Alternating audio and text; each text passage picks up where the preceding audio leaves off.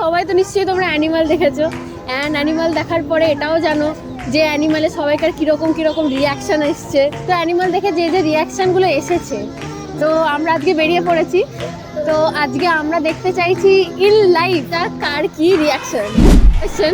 এই যে রণবীর একটা অ্যালফা মেল ক্যারেক্টার পোর্ট্রে করেছে, এই যে একা 10 জনকে মেরে দিচ্ছে, সবাইকে মারছে, তো তোমাদের কি মনে এরকম একটা ক্যারেক্টার কি হওয়া উচিত রিয়েল লাইফে? That won't be happening, cause physically এটা পসিবল না, সায়েন্টিফিক্যালিও পসিবল না। জাস্ট বিকজ মুভিজে হয়েছে বলে এটা পসিবল হয়েছে, নাহলে হতো না। হ্যাঁ, আমারও সেম অপিনিয়ন যে এটা মুভিতেই হয়েছে, এটা রিয়েল লাইফে কোনোদিনও হয় না। তো ঠিক আছে, রণবীর ক্যারেক্টার ওয়াইজ ঠিক আছে, বাট হয় না, রিয়েল লাইফে হয় ব্রুসলি।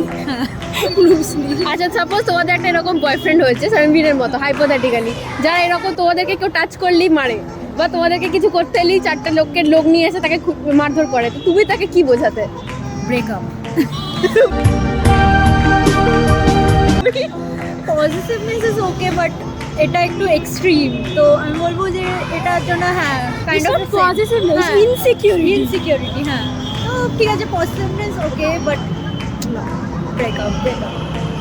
আলফা ক্যারেক্টারের তো কোনো প্রপার ডেফিনেশন হয় না। তো রণবীরের যে অ্যাভাটারটা হয়েছে কমপ্লিটলি চেঞ্জ হয়েছে, because we have always seen him as a লাভার বয়।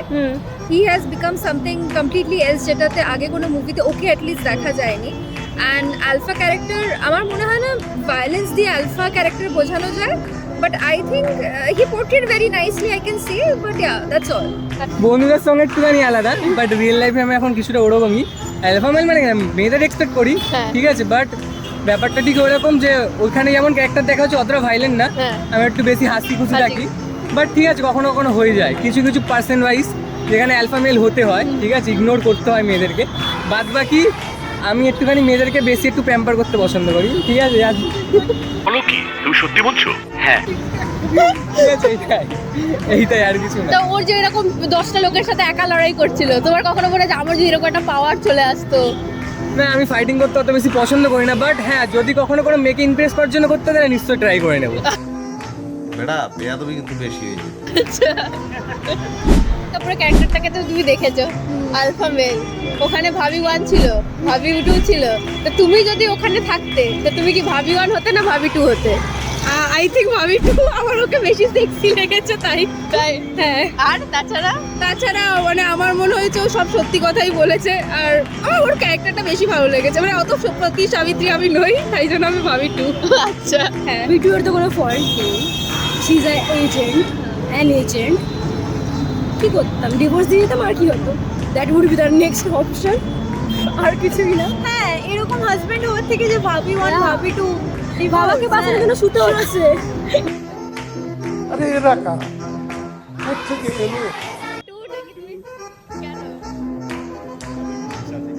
ঠিক বলেছো।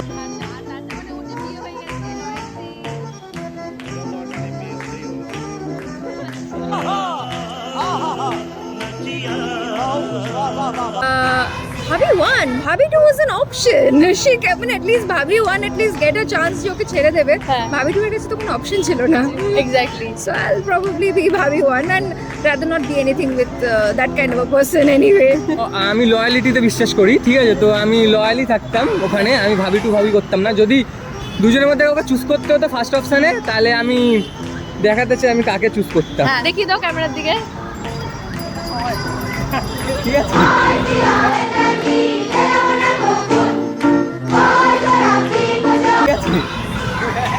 তার রিজন কি, তুমি কেন চুজ করতে চাইছো? গুড ফিগার, কিউট দেখতে, আর কি চাই?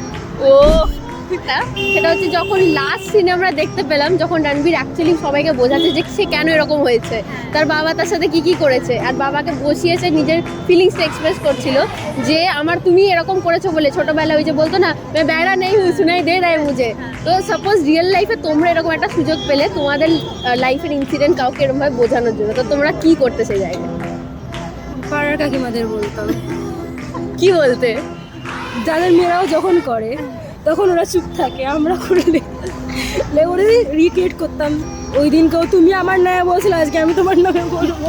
আমিও নিজের বাবাকেই করতাম, কারণ কি এই আমাদের এই জেনারেশন এর অনেক কিছু আমাদের বাবা মারা বোঝে না, আচ্ছা কিন্তু তারা যদি বুঝতো আমাদের সিচুয়েশনটা, অনেক কিছুই বোঝে না, আচ্ছা ভাবে যে আমরা সব ঠিক তোমরা ভুল, কিন্তু কিছু সিচুয়েশনে তারাও ভুল হয়, এটা আমি বোঝাতাম যদি আচ্ছা। আমি আমার বাবা মাকে বোঝাতাম। তো তুমি কি ওরকম রাগ করে একটা যে শুনাই নেই দে রা এরকম ভাবে বলতে, না তোমার অ্যাপ্রোচটা কি ও হতো? তো বেশি ক্যারেক্টারে ঢুকে গেছে, আমি তো অত কিছু বোঝাতে পারবো না, হয়তো বোঝাতে কোনোদিনও পারবো না, অত হ্যাঁ। সুন্দর করেও বলতে পারবো না, হয়তো অত উঁচু গলায়ও বলতে পারবো না। আমি বাবাকে চুজ করতাম বিকজ আমার বাবা বিজনেসম্যান। আচ্ছা। তো আমার বাবা আমাদের সঙ্গে ফ্যামিলির সঙ্গে অত বেশি টাইম স্পেন্ড করতে পারে না, আচ্ছা কমই টাইম স্পেন্ড হয়। তো ওই মাঝে আমার বাবা তো মানে অকেশনেও বাড়ি থাকে না, বেশিরভাগ কাজেই থাকে। তো সেম আমিও বাবাকে, কারণ বাবা টাইম দিতে পারে না, যেটা আমি বুঝি নিজেও, ওই ব্যাপারটা ভালোই বুঝতে পেরেছি। তো আমি আমার বাবাকেই চাইতাম রাখতে ওই জায়গাটায়। তো বাবাকে তো চাইতে, কিন্তু যেই অ্যাপ্রোচটা করেছে তুমি কিভাবে করতে? আমি হয়তো এইভাবে করলে আমার বাবা ওইখানে, ওর বাবা কাঁদছিল, আমার বাবাকে আমাকে মেরেই দিত, আচ্ছা। ঠিক আছে? তো আমি ওইভাবে একটা থাপ্পড় মারা তোর দাঁত করে ফালা দিবো। করতাম না, পায়ে ধরে ভালো করে বোঝাতে হতো।